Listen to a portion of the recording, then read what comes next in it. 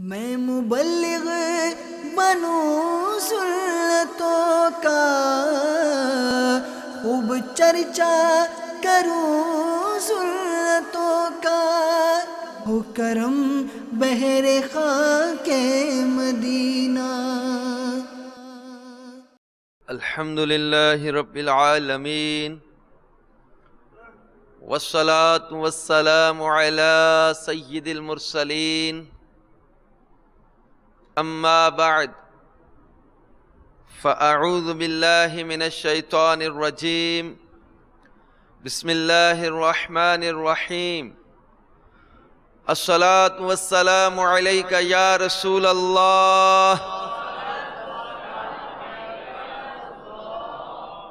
وعلى آلك وأصحابك يا حبيب الله۔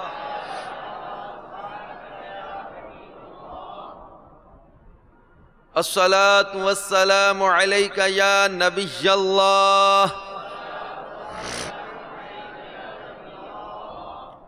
وعلى آلك وأصحابك يا نور الله۔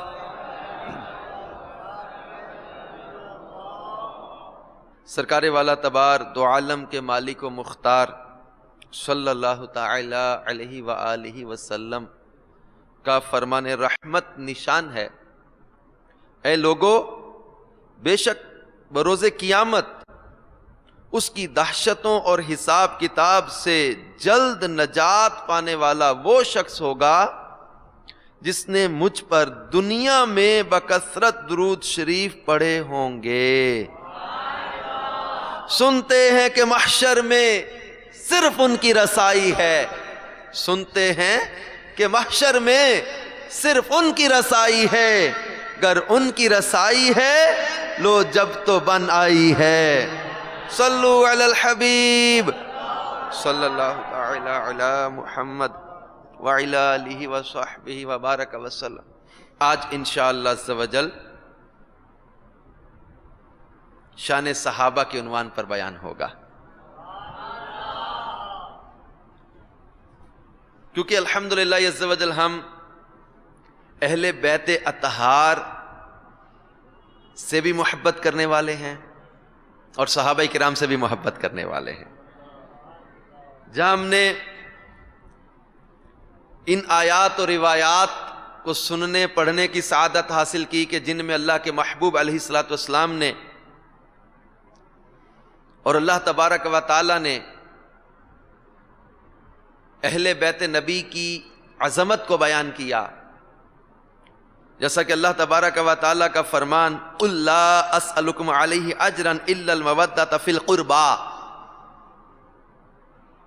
تم فرماؤ میں اس پر تم سے کچھ اجرت نہیں مانگتا مگر قرابت کی محبت۔ تو حضرت عبداللہ ابن عباس رضی اللہ تعالی عنہما فرماتے ہیں جب یہ آیت مبارکہ نازل ہوئی تو صحابہ کرام نے عرض کی یا رسول اللہ صلی اللہ علیہ وسلم، آپ کے وہ کون سے قرابت دار ہیں جن سے محبت کرنا ہم پر واجب ہے؟ تو آپ صلی اللہ تعالی علیہ وآلہ وسلم نے فرمایا علی المرتضیٰ، فاطمہ الزہرا اور ان کے دونوں بیٹے، یعنی امام حسن اور امام حسین رضی اللہ تعالی عنہما۔ اور پیارے آقا صلی اللہ تعالی علیہ وآلہ وسلم کا یہ فرمان جس میں محبوب کریم علیہ الصلوۃ والسلام نے فرمایا من احب الحسن والحسین فقد احبنی ومن ابغضہما فقد ابغضنی، کہ جس نے حسن اور حسین سے محبت کی اس نے مجھ سے محبت کی، اور جس نے ان سے عداوت کی اس نے مجھ سے عداوت کی۔ بلکہ ان دونوں کے بارے میں فرمایا ہما ریحانتا یا فی الدنیا، یہ دونوں حسن اور حسین دنیا میں میرے دو پھول ہیں۔ بلکہ اللہ تبارک و تعالی قرآن پاک میں ان کی شان بیان کرتا ہے انما یرید اللہ لیذھب عنکم الرجس اہل البیت ویطہرکم تطہیرا، اللہ تو یہی چاہتا ہے کہ اے نبی کے گھر والو کہ تم سے ہر ناپاکی دور فرما دے اور تمہیں پاک کر کے خوب ستھرا کر دے۔ بلکہ سرکار مدینہ صلی اللہ تعالی علیہ وسلم کا یہ فرمان جہاں ہم نے پڑھا، اور آج ہم اللہ کے حبیب کے دیگر فرامین اور پڑھیں گے صحابہ کے بارے میں بھی، کیونکہ یہ بھی اللہ رسول کی منشا ہے۔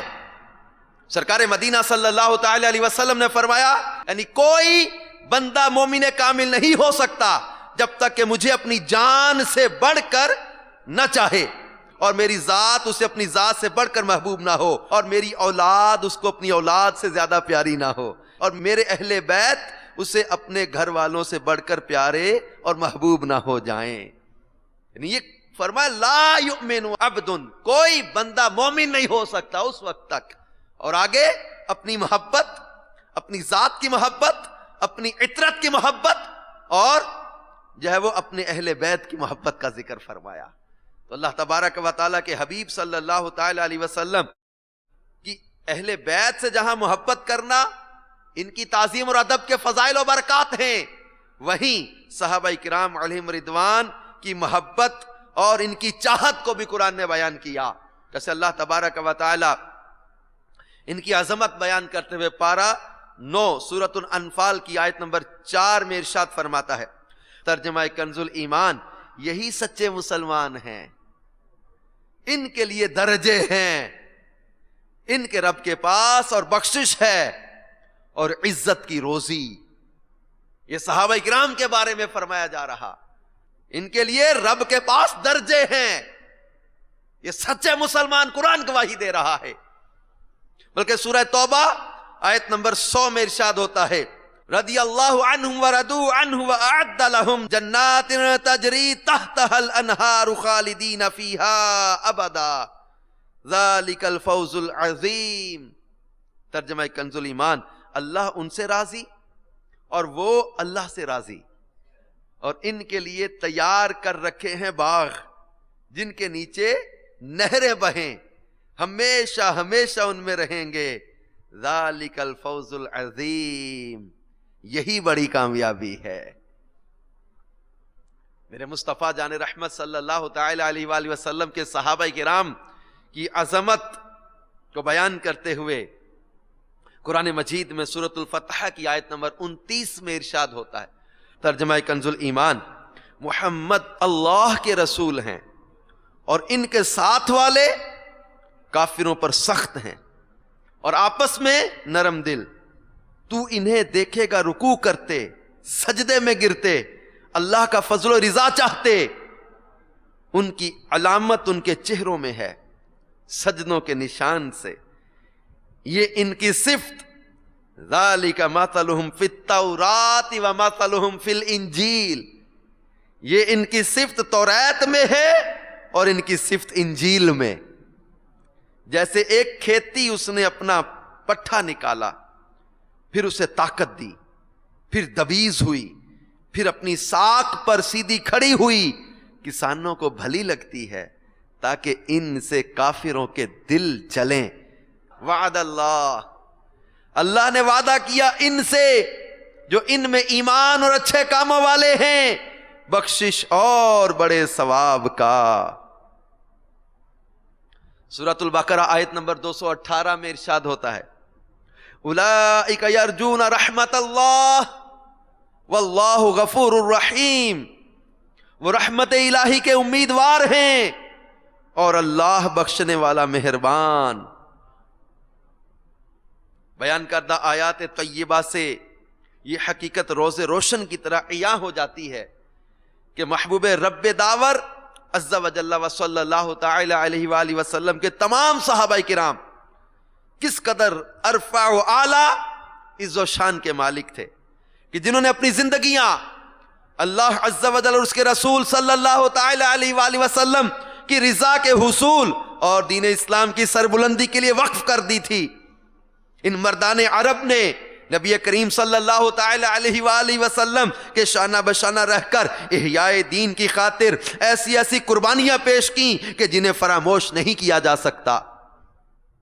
اللہ عز و جل نے میدان کارزار کے ان شاہ سواروں کو اپنے پیارے محبوب صلی اللہ تعالی علیہ وآلہ وسلم کی خدمت گزاری کے طفیل نہ صرف اپنی بخشش و رضا مندی اور جنت کی حقداری وغیرہ جیسے عظیم الشان انعامات سے نوازا، بلکہ انہیں ملنے والی عطاؤں اور نوازشوں کا اپنے پاکیزہ کلام قرآن کریم میں جا بجا تذکرہ بھی ارشاد فرمایا، تاکہ قیامت تک آنے والے مسلمانوں کے دلوں میں ان کی شان و عظمت مزید مستحکم ہو جائے۔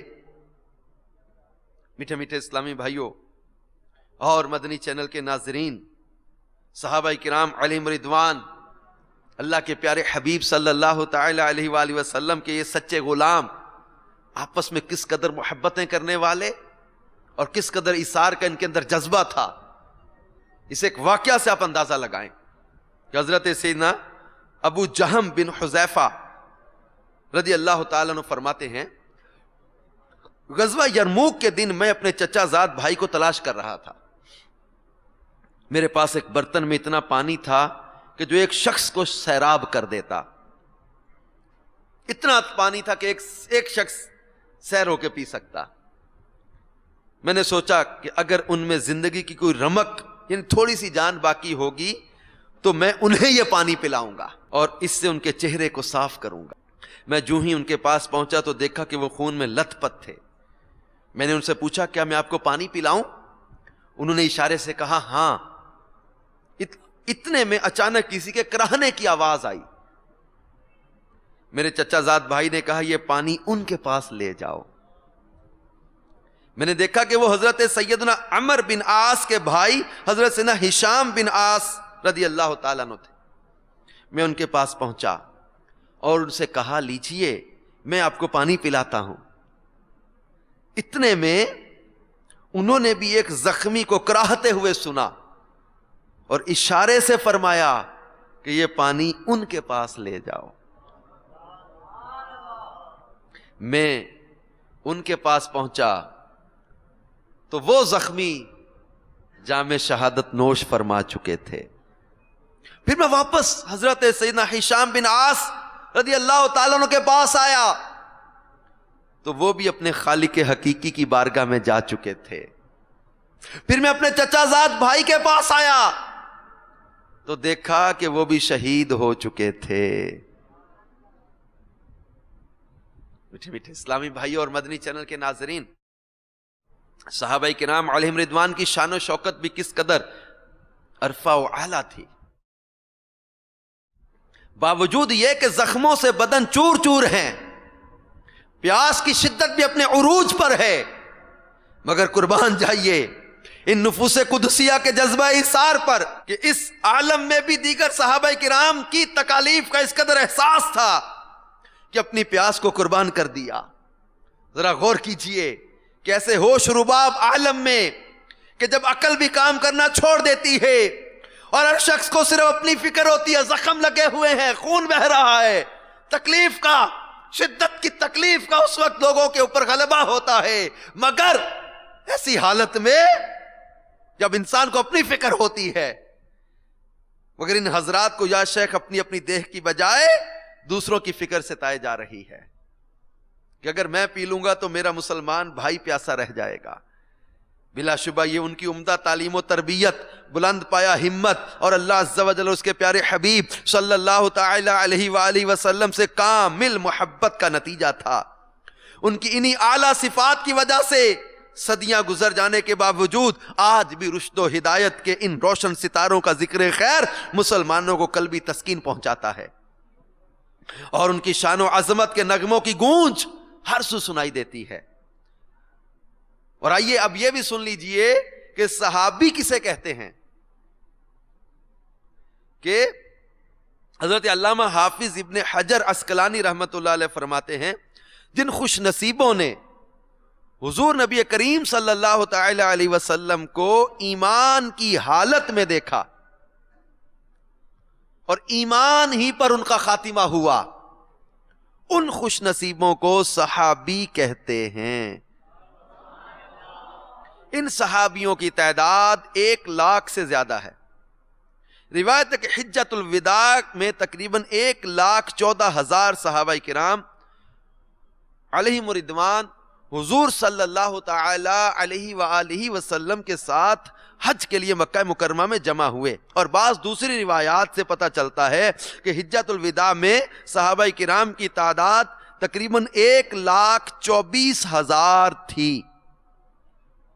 تمام صحابہ کرام کے نام معلوم نہیں، اور جن کے نام معلوم ہے ان کی تعداد 7,000 ہے۔ تمام صحابہ میں یہ بڑی توجہ اور بہت یاد رکھنے والی بات ہے. تمام صحابہ کرام میں خلفائے اربعہ کے بعد بقیہ عشرہ مبشرہ، حضرات حسنین، اصحاب بدر، اصحاب بیعت الرضوان کے لیے افضلیت ہے. فضیلت تمام صحابہ میں خلفائے اربعہ، 4 یار کے بعد بقیہ عشرہ مبشرہ، حضرات حسنین کریمین، اصحاب بدر، اصحاب بیعت الرضوان کے لیے افضلیت ہے. اور یہ سب یعنی تمام صحابہ کرام قطعی یعنی یقینی جنتی ہیں. قرآن کریم میں جا بجا صحابہ کرام علیہم رضوان کے حسن عمل، حسن اخلاق اور حسن ایمان کا تذکرہ ہے، اور انہیں دنیا ہی میں مغفرت و بخشش اور انعامات اخروی کی خوشخبری سنا دی گئی. آگے ہم نے قرآن پاک کی آیات سنی صحابہ کرام کے فضائل پر، انہیں بخشش کی بشارت سنا دی گئی. ان سے اللہ نے وعدہ کر لیا ہے، ان کے لیے درجات کا ذکر کیا، ان کے لیے بخشش کا ذکر کیا، ان کے لیے جنت کا ذکر کیا، ان کے لیے اللہ نے اپنی رضا کا اعلان فرما دیا. رضی اللہ عنہم ورضوا عنہ، اللہ ان سے راضی ہے، اللہ سے راضی. اور جن کی تعریف خود خدا فرمائے، جن کے اوصاف حمیدہ اللہ عز و جل بیان فرمائے، ان کی عظمت اور رفعت کا اندازہ کون لگا سکتا ہے. اور جن کے بارے میں نبی کریم رؤوف الرحیم صلی اللہ تعالی علیہ وآلہ وسلم نے اپنے لبہائے مبارکہ سے جن کے فضائل بیان کیے ہوں، اور کبھی نام لے لے کر ان کی شان و عظمت اور قدر و منزلت اجاگر فرمائی ہو. سنیے، سلطان دو جہان رحمت عالمیان صلی اللہ تعالی علیہ وآلہ وسلم نے فرمایا، اکرموا اصحابی فانہم خیارکم، یعنی میرے صحابہ کی عزت کرو کہ وہ تمہارے نیک ترین لوگ ہیں.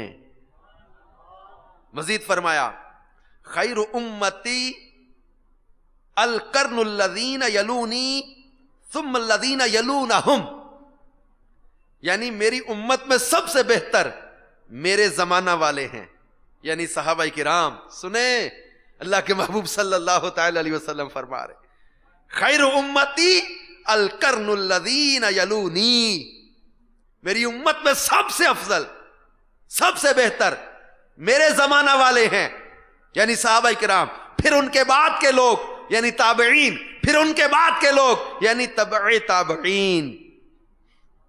اور بعض وہ صحابہ کرام علیہم رضوان بھی ہیں جن کے کارہائے نمایاں کی وجہ سے نبی پاک صلی اللہ تعالی علیہ وآلہ وسلم نے ان کی شان و عظمت نام لے کر کچھ اس طرح بیان فرمائی ہے کہ ابو بکر میری امت کے سب سے زیادہ نرم دل اور رحم دل شخص ہیں، اور عمر ابن خطاب میری امت کے بہترین اور سب سے زیادہ انصاف کرنے والے شخص ہیں، اور عثمان ابن عفان میری امت کے سب سے زیادہ باحیا اور عزت والے ہیں، اور علی ابن ابی طالب میری امت کے عقل مند اور سب سے زیادہ بہادر شخص ہیں، اور عبداللہ ابن مسعود میری امت کے نیک اور امانت دان شخص ہیں، اور ابو ذر اس امت کے سب سے زیادہ زاہد اور سچے انسان ہیں، اور ابو درداء میری امت کے سب سے زیادہ عبادت گزار اور متقی شخص ہیں، اور معاویہ بن سفیان میری امت کے سب سے زیادہ بردبار اور سخی آدمی ہیں، رضوان اللہ تعالی علیہم اجمعین. مزید فرمایا، میں اہل عرب میں سے سب سے پہلے جنت میں داخل ہونے والا ہوں، اور سلمان اہل فارس میں سے سب سے پہلے جنت میں داخل ہونے والے ہیں، اور صہیب رومیوں میں سے سب سے پہلے جنت میں داخل ہونے والے ہیں، اور بلال اہل حبشہ میں سے سب سے پہلے جنت میں داخل ہونے والے ہیں. کنز الامال کی جلد 7 کے صفحہ 345 پر یہ حدیث ہے. فرمایا میرے سب صحابہ میرے نزدیک معزز اور محبوب ہیں اگرچہ وہ حبشی غلام ہیں، اگرچہ وہ حبشی غلام ہو. فرمایا میرے سب صحابہ میرے نزدیک معزز اور محبوب ہیں. میٹھے میٹھے اسلامی بھائی اور مدنی چینل کے ناظرین، دیکھا آپ نے مولا کل فخر رسول صلی اللہ تعالی علیہ وآلہ وسلم نے صحابہ کرام علیہم رضوان کی کیسی شان و عظمت بیان فرمائی، اور خود آپ صلی اللہ تعالی علیہ وآلہ وسلم کی چاہت یہ ہے کہ میری امت میرے صحابہ کی خوب خوب تعظیم و توقیر کرے. لہٰذا ہمیں بھی فرمان مصطفیٰ صلی اللہ تعالی علیہ وآلہ وسلم پر عمل کرتے ہوئے تمام صحابہ کرام علیہم رضوان سے سچی محبت رکھنی چاہیے، اور ان کی سیرت و کردار پر عمل کرتے ہوئے اپنی زندگی بسر کرنی چاہیے، کیونکہ یہی راہ ہدایت کے وہ روشن ستارے ہیں جن کے بارے میں مدینے کے سلطان رحمت عالمیان صلی اللہ تعالی علیہ وآلہ وسلم نے ارشاد فرمایا، اصحابی کالنجوم فبأیہم اقتدیتم. فرمایا میرے صحابہ ستاروں کی مانند ہے، تم ان میں سے جس کی بھی اقتدا کرو گے ہدایت پا جاؤ گے. مفسر شہیر حکیم الامت مفتی احمد یار کا نعیمی رحمت اللہ تعالی علیہ اس حدیث کی شرح میں فرماتے ہیں، سبحان اللہ کیسی نفیس تشبیہ ہے. حضور صلی اللہ تعالی علیہ وآلہ وسلم نے اپنے صحابہ کو ہدایت کے ستارے فرمایا، اور دوسری حدیث میں اپنے اہل بیت کو کشتی نوح فرمایا. سمندر کا مسافر کشتی کا بھی حاجت مند ہوتا ہے، اور تاروں کی رہبری کا بھی، کہ جہاز ستاروں کی رہنمائی پر ہی سمندر میں چلتے ہیں. اس طرح امت مسلمہ اپنی ایمانی زندگی میں اہل بیت اطہار کے بھی محتاج ہیں، اور صحابہ کبار کے بھی حاجت مند. امت کے لیے صحابہ کی اقتداء میں ہی اہتدا یعنی ہدایت ہے. یعنی کوئی اگر صحابہ کے دامن کو چھوڑے گا تو ہدایت سے نکل جائے گا، کوئی اہل بیت کے دامن کو چھوڑے گا وہ گمراہی کی طرف چلا جائے گا. ان کو کشتی نوح کی مثال کہا گیا کہ جو حضرت نوح کی کشتی میں سوار ہوا وہ بچ گیا، جو سوار نہ ہوا وہ ہلاک ہو گیا، اور جو ہدایت کے ستاروں کو چھوڑے گا وہ گمراہ ہو جائے گا. تو جو اہل بیت کے دامن کو چھوڑے گا وہ ڈوب جائے گا، ہلاک ہو جائے گا، اور جو ہدایت کے ستاروں کو چھوڑے گا وہ گمراہ ہو جائے گا.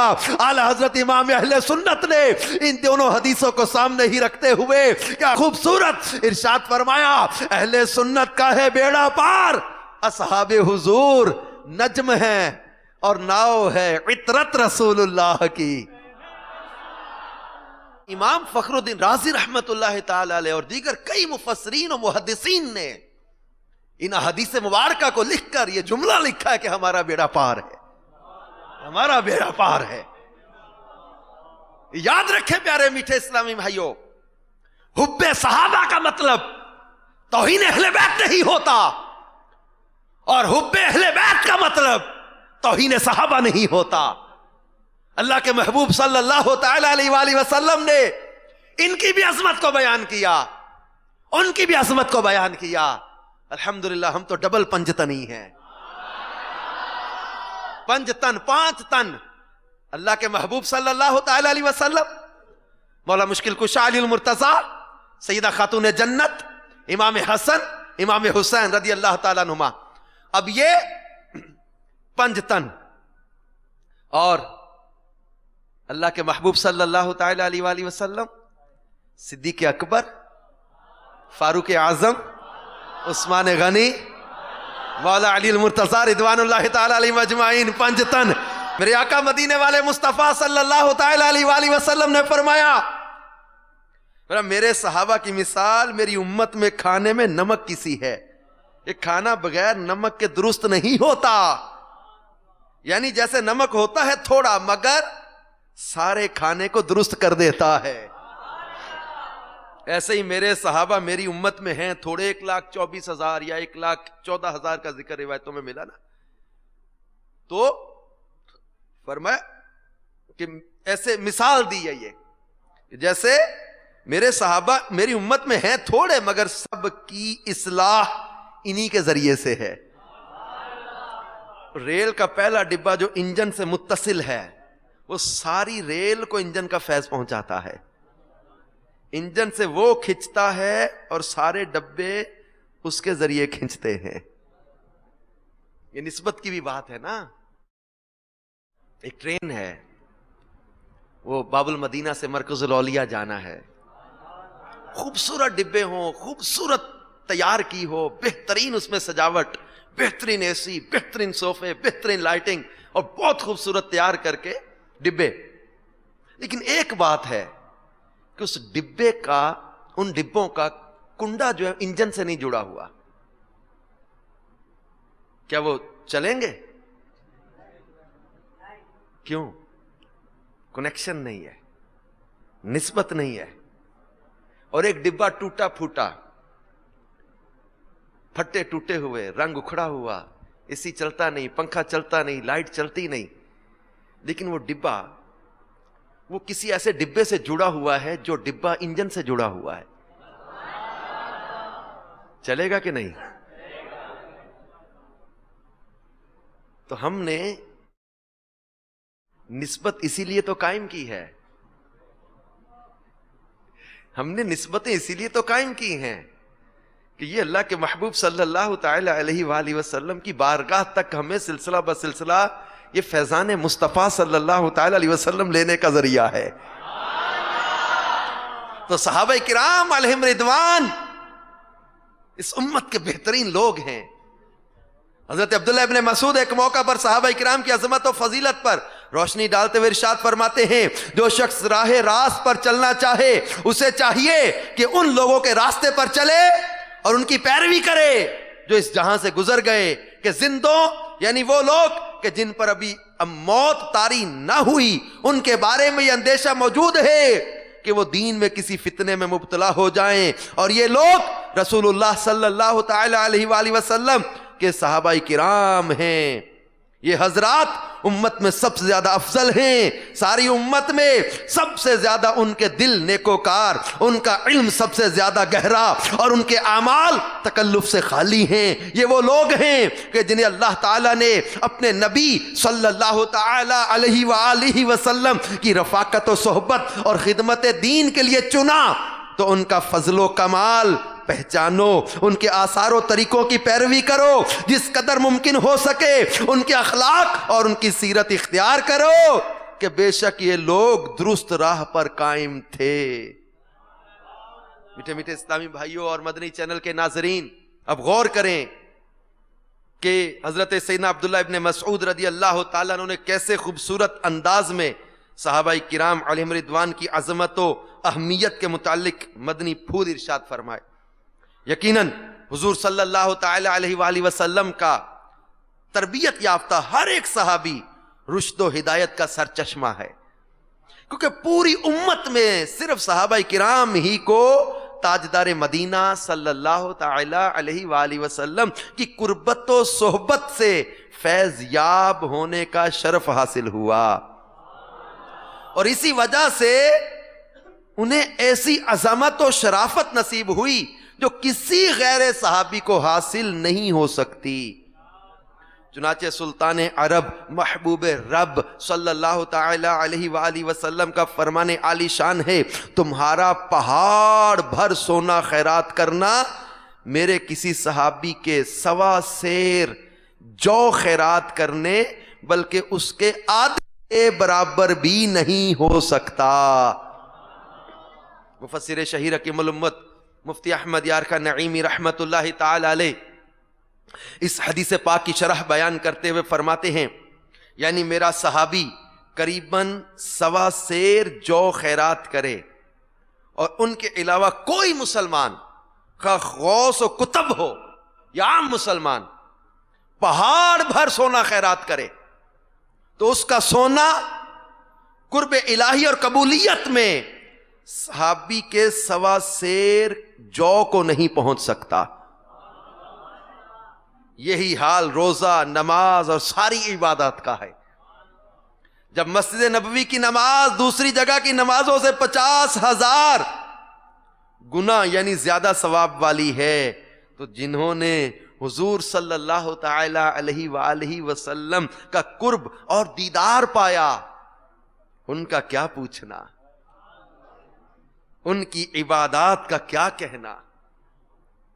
میٹھے میٹھے اسلامی بھائیوں اور مدنی چینل کے ناظرین، جس طرح کسی مسلمان کی بڑی سے بڑی نیکی صحابہ کرام علیہم رضوان کی چھوٹی سی نیکی کے برابر نہیں ہو سکتی، اسی طرح کوئی کتنا بڑا ولی، غوث اور کتب بن جائے اور اس کی ذات سے بکثرت کرامات کا صدور بھی ہوتا رہے، لیکن وہ پھر بھی کسی صحابی کے مقام تک نہیں پہنچ سکتا۔ شیخ الحدیث حضرت علامہ مفتی عبد المصطفیٰ اعظمی رحمت اللہ تعالی علیہ فرماتے ہیں، تمام علماء امت و اکابر امت کا اس مسئلہ پر اتفاق ہے کہ صحابہ کرام افضل الاولیاء ہیں، یعنی قیامت تک کے تمام اولیاء اگرچہ وہ درجہ ولایت کی بلند ترین منزل پر فائز ہو جائیں، مگر ہرگز کبھی بھی وہ کسی صحابی کے کمالات ولایت تک نہیں پہنچ سکتے۔ خداوند قدوس نے اپنے حبیب صلی اللہ تعالی علیہ وآلہ وسلم کی شمع نبوت کے پروانوں کو مرتبہ ولایت کا وہ بلند و بالا مقام عطا فرمایا ہے، اور ان مقدس ہستیوں کو ایسی عظیم الشان کرامتوں سے سرفراز فرمایا ہے کہ دوسرے تمام اولیاء کے لیے اس معراج کمال کا تصور بھی نہیں کیا جا سکتا۔ اس میں شک نہیں کہ حضرات صحابہ کرام سے اس قدر زیادہ کرامتوں کا صدور نہیں ہوا جس قدر کے دوسرے اولیاء کرام سے کرامتیں منقول ہیں، لیکن واضح رہے کہ کثرت کرامت افضلیت ولایت کی دلیل نہیں، کیونکہ ولایت در حقیقت قرب الہی کا نام ہے۔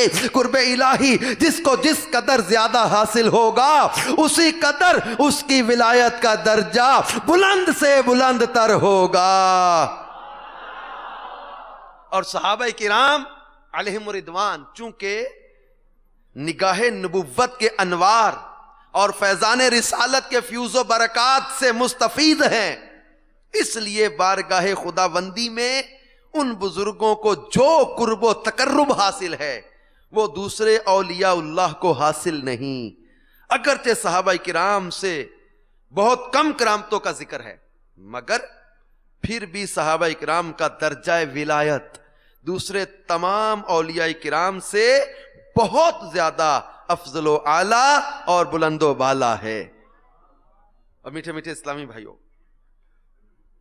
اور مدنی چینل کے ناظرین، اب آپ ہم غور کریں کہ صحابہ کرام علیہم رضوان کی شان ایسی بے مثال ہے کہ کوئی بھی ان کے مقام و مرتبے تک نہیں پہنچ سکتا۔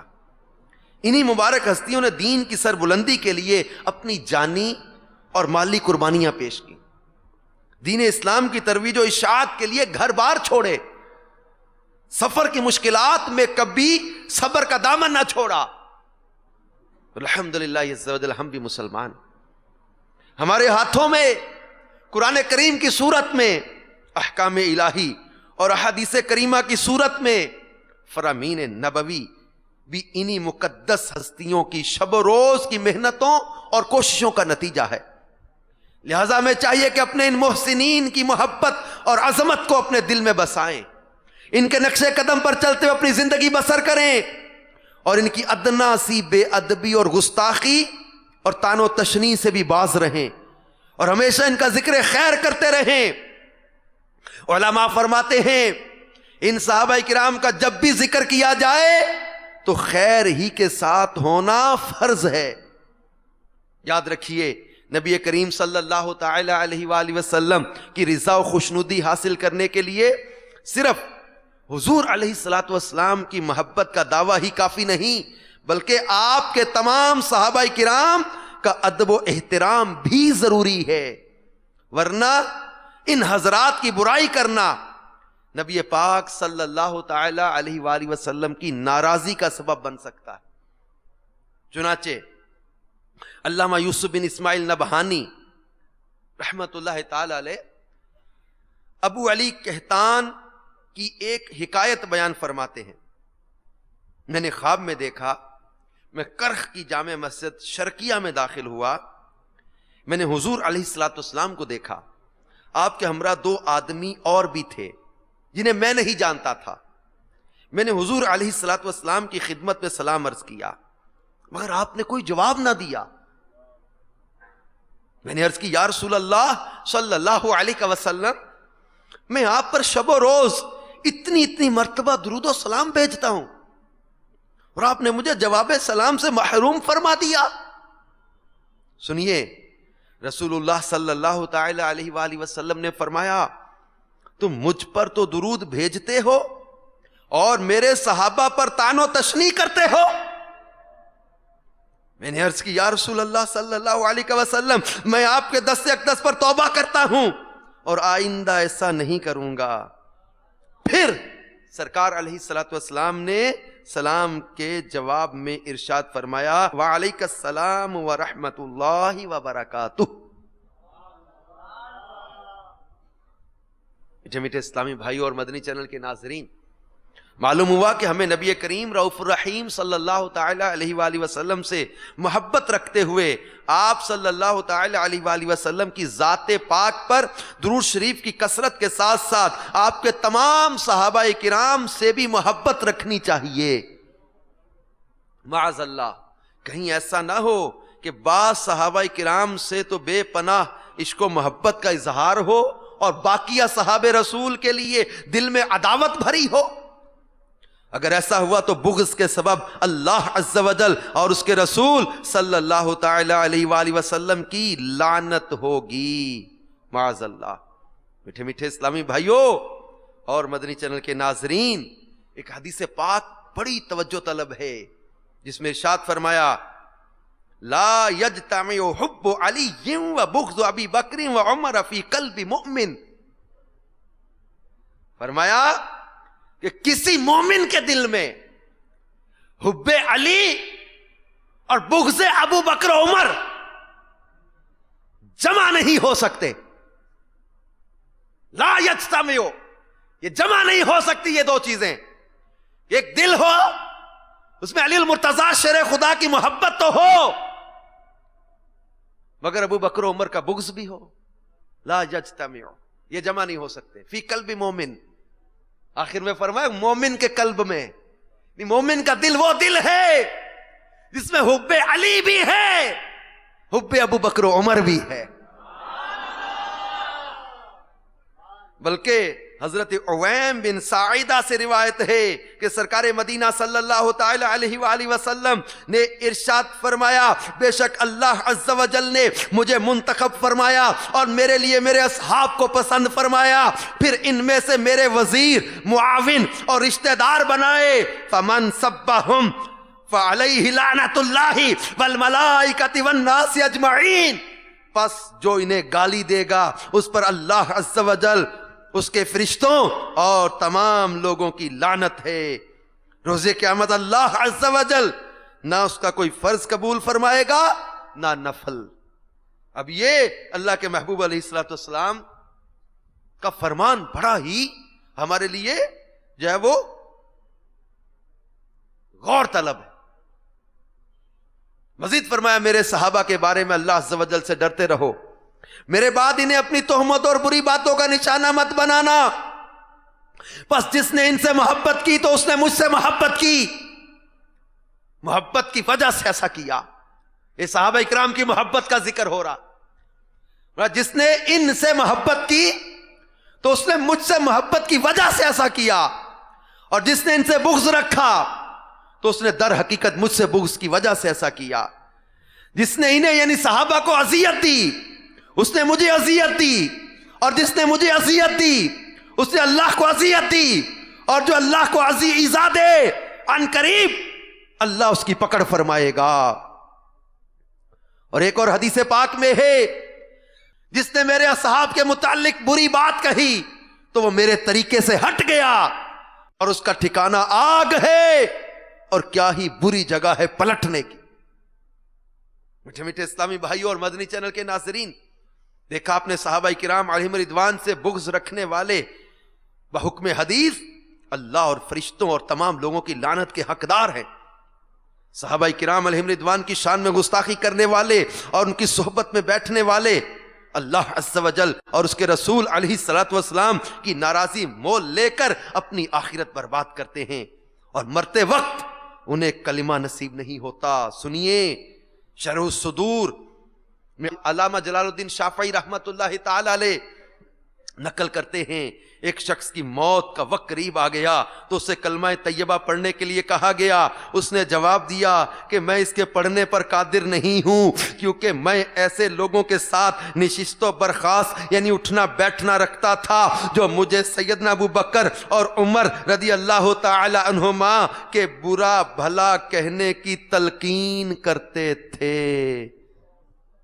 میٹھے میٹھے اسلامی بھائیوں اور مدنی چینل کے ناظرین، دیکھا آپ نے شیخین کریمین یعنی سیدنا صدیق و فاروق رضی اللہ تعالی عنہما کی شان میں گستاخی کرنے والوں کی صحبت کا یہ وبال ہوا کہ اس شخص کو مرتے وقت کلمہ نصیب نہیں ہوا. اور جو لوگ خود صحابہ کرام کی توہین کرتے ہیں ایسوں کو لوگوں کے لیے دنیا میں عبرت کا نمونہ بنا دیا جاتا ہے.